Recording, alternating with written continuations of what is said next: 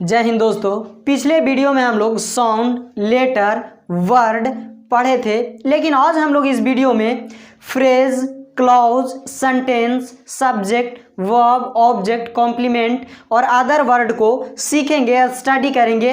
लेकिन यदि आपने मेरे चैनल को सब्सक्राइब नहीं किए हो तो चैनल सब्सक्राइब कर बेल आइकन को प्रेस कर लें और इस वीडियो को ज़्यादा से ज़्यादा शेयर करें। तो चलें, फ्रेज यानी मुहावरा, कहावतें या वाक्यांश। फ्रेज को हिंदी में हम लोग मुहावरा, कहावतें या वाक्यांश या वाक्य खंड के नाम से जानते हैं। फ्रेज है क्या? A group of words without subject plus verb. Subject और वर्ब के बिना शब्दों का एक समूह। यदि कोई आपसे पूछे कि फ्रेज क्या है तो आप इतना ही बताइएगा कि सब्जेक्ट और वर्ब के बिना शब्दों का एक समूह। फ्रेज यानी सब्जेक्ट और वर्ब के बिना शब्दों का एक समूह। वैसा शब्दों का समूह जिसमें ना तो सब्जेक्ट हो और ना ही वर्ब हो फ्रेज कहलाते हैं। लेकिन but it gives some meaning. लेकिन फ्रेज कुछ अर्थ देती हो, कुछ अर्थ अपने पास रखती हो, उसी को हम लोग फ्रेज कहेंगे। यानी सिंपली बोलेंगे कि शब्दों का एक समूह जिसमें ना सब्जेक्ट हो ना वर्ब हो लेकिन कुछ अर्थ देती हो तो वही फ्रेज कहलाती है। जैसे in the room. In the room in तीन वर्डों से, तीन शब्दों से मिलकर बना हुआ है। शब्द का एक समूह है लेकिन इस शब्द समूह में ना तो सब्जेक्ट है और ना ही वर्ब है, इसीलिए ये फ्रेज कहलाते हैं। और ये कुछ मीनिंग भी दे रहा है। इन द रूम यानी कमरे में। एट द डोर, इसमें भी, ये भी शब्दों का एक समूह है और इसमें भी ना तो सब्जेक्ट है और ना ही वर्ब है लेकिन एक मीनिंग दे रहा है। दरवाजे पर, ये भी फ्रेज कहलाएंगे। टिट फॉर टैट, ये शब्द समूह में भी ना सब्जेक्ट है और ना ही वर्ब है तो ये भी फ्रेज कहलाएंगे। चलें, अब हम लोग क्लॉज देखते हैं। क्लॉज को भी हिंदी में वाक्यांश, वाक्य खंड ही कहते हैं। क्लॉज क्या है? A group of words with subject plus verb. Subject और वर्ब के साथ शब्दों का एक समूह। कोई आपसे पूछे कि क्लॉज क्या है तो आप बोलें सब्जेक्ट और वर्ब के साथ शब्दों का एक समूह। But it gives incomplete meaning is called phrase. यानी हम लोग बोल सकते हैं कि शब्दों का एक समूह जो सब्जेक्ट और वर्ब के साथ हो लेकिन पूरा मीनिंग नहीं देती हो, इनकम्प्लीट मीनिंग देती हो तो वही क्लॉज कहलाती है। यानी आई ईट, फॉर एग्जांपल के रूप में देखेंगे, आई ईट, मैं खाता हूँ, इसमें सब्जेक्ट भी आई है, वर्ब भी ईट है, लेकिन ये पूरा मीनिंग नहीं दे रहा है। क्या पूरा मीनिंग देता? जैसे ऐसे रहता, आई ईट आ मैंगो, तो ये पूरा अर्थ दे रहा है, कंप्लीट सेंस दे रहा है तो ये सेंटेंस कहलाएंगे। लेकिन कंप्लीट सेंस ये नहीं दे रहा तो ये क्लॉज कहलाएंगे। राजन बीट्स, राजन पीटता है लेकिन किसे पीटता है? पूरा कंप्लीट तो हम लोग लिखे नहीं है तो ये क्लॉज है। दैट ही इज ऑनेस्ट, कि वह ईमानदार है, ये भी क्लॉज है। क्यों? क्योंकि ये सेंटेंस जब होता जब इसके पीछे लिखा रहता Ram says that he is honest, है ना। यानी यहाँ तक जब लिखे हुआ है तो ये क्लॉज है, सब्जेक्ट और वर्ब है। तो सब्जेक्ट और वर्ब का एक ऐसा ग्रुप जो कंप्लीट मीनिंग नहीं देती हो वही क्लॉज कहलाते हैं। सब्जेक्ट और वर्ब के साथ हो और इनकम्प्लीट अर्थ देती हो क्लॉज कहलाते हैं। सब्जेक्ट और वर्ब के बिना हो और कुछ मीनिंग देती हो फ्रेज कहलाते हैं। तो आप फ्रेज और क्लॉज में डिफ्रेंशिएट कर सकते हैं। मेन डिफ्रेंशिएशन इसमें यह है कि इसमें सब्जेक्ट और वर्ब नहीं होते और इनमें क्लॉज में सब्जेक्ट और वर्ब होते हैं। सेंटेंस यानी वाक्य, हिंदी में हम लोग सेंटेंस को वाक्य के नाम से जानते हैं। अब सेंटेंस क्या है?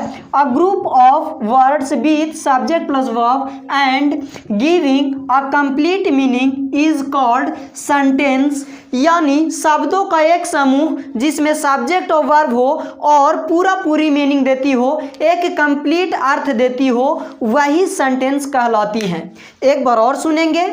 शब्दों का एक वैसा समूह जिसमें सब्जेक्ट और वर्ब भी हो और कंप्लीट मीनिंग देती हो वो सेंटेंस कहलाती हैं। जैसे ही इज माई ब्रदर, वह मेरा भाई है, इसमें सब्जेक्ट वर्ब भी है और कंप्लीट अर्थ रख रहा है, कंप्लीट मीनिंग दे रहा है, ये सेंटेंस कहलाएंगे। सी गोज टू दिल्ली, वह दिल्ली जाती है, इसमें सब्जेक्ट भी हैं और वर्ब भी हैं और कंप्लीट अर्थ दे रहा है। कहाँ जाती है? दिल्ली जाती है, कंप्लीट अर्थ दे रही है। तो ये एक सेंटेंस हुए।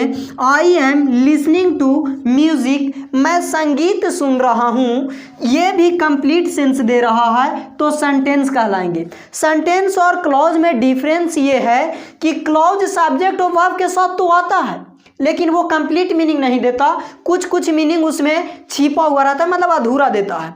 लेकिन सेंटेंस सब्जेक्ट और वर्ब के साथ तो आता है, ये कंप्लीट अर्थ देता है, पूरा मीनिंग देता है। किसी भी सेंटेंस में सब्जेक्ट, वर्ब, ऑब्जेक्ट, कॉम्प्लीमेंट और अदर वर्ड होते हैं, कम से कम ये सब भी तो होते हैं। सेंटेंस में क्या क्या आते हैं? सेंटेंस में सब्जेक्ट आ सकते हैं, वर्ब आ सकते हैं, ऑब्जेक्ट या कॉम्प्लीमेंट आ सकते हैं और अदर वर्ड आ सकते हैं। इन्हीं 4 या 5 चीज़ें एक सेंटेंस में आते हैं। तो देखेंगे सब्जेक्ट क्या है। सबसे पहले हम लोग सब्जेक्ट को जानेंगे। सब्जेक्ट यानी कर्ता। सब्जेक्ट को डिफाइन करना, the person described in the sentence is called subject. The person described in the sentence is called subject. वाक्य में वर्णित व्यक्ति सब्जेक्ट कहलाता है। वाक्य में वर्णित व्यक्ति सब्जेक्ट कहलाता है। सब्जेक्ट आप किसे कहते हो? वाक्य में जिसके बारे में वर्णन किया गया हो वही सब्जेक्ट कहलाएंगे, या दूसरे शब्दों में बोल सकते हैं the doer of action is called subject. The doer of action is called subject. कार्य के कर्ता सब्जेक्ट कहलाता है और जो सेंटेंस में कार्य को परफॉर्म करे वो भी सब्जेक्ट कहलाते हैं। यानी सब्जेक्ट को आप 2 तरह से डिफाइन कर सकते हो। वाक्य में चर्चित व्यक्ति, वाक्य में डिस्क्राइब्ड पर्सन यानी वर्णित व्यक्ति सब्जेक्ट कहलाते हैं, या the doer of action is called subject, या कार्य के कर्ता, काम को करने वाला को सब्जेक्ट कहते हैं। जैसे मैं किताब पढ़ रहा हूँ, किताब पढ़ना एक एक्शन है, एक काम है और उस एक्शन को कर कौन रहा है? तो मैं क्या हुआ? सब्जेक्ट हुआ। काम करने वाला सब्जेक्ट कहलाते हैं, या वाक्य में चर्चा जिनके बारे में करें वो सब्जेक्ट कहलाते हैं। ऐसे भी सोच सकते हैं मैं किताब पढ़ता हूँ, किताब कौन पढ़ता है? मैं। किसके बारे में चर्चा हो रहा है कि किताब पढ़ रहा है? मैं किताब पढ़ रहा हूँ। तो इस सेंटेंस में चर्चा किनके बारे में हो रहा है? मैं के बारे में। मैं बोल रहा है कि मैं किताब पढ़ रहा हूँ, तो मैं सब्जेक्ट हुआ, यानी आई सब्जेक्ट हुआ। I am reading a book.